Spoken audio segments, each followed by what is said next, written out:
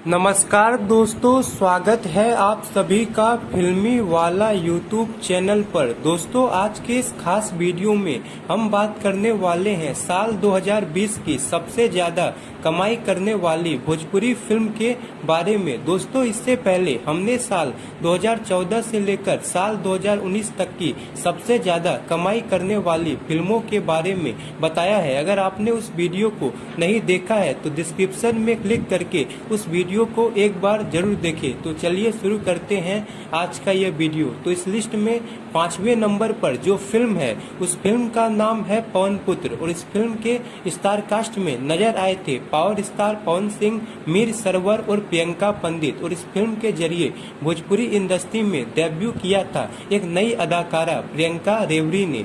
Film को direct किया था फिरोज खान ने, जो कि इससे पहले पावर स्टार पवन सिंह के साथ जय हिंद जैसी बेहतरीन फिल्म डायरेक्ट कर चुके थे।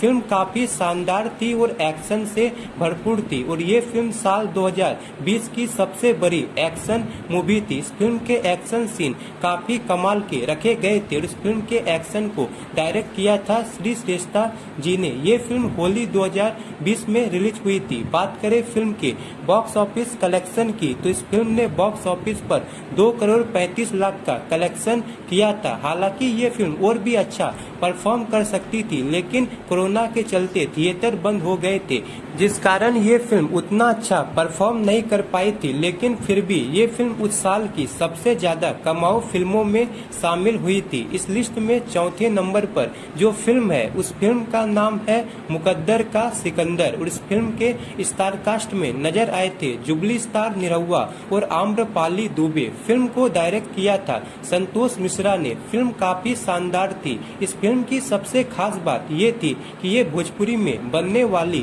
पहली बायोपिक फिल्म थी, और इस फिल्म ने बॉक्स ऑफिस पर 3 करोड़ 80 लाख का कलेक्शन किया था, और आगे चलकर इस फिल्म को यूपी सरकार द्वारा 90 लाख की सब्सिडी भी दी गई थी। इस लिस्ट में तीसरे नंबर पर जो फिल्म है उस फिल्म का नाम है लैला मजनू, और इस फिल्म के स्टार कास्ट में नजर आए थे स्टाइलिश स्टार प्रदीप पांडे, चिंटू और अक्षरा सिंह।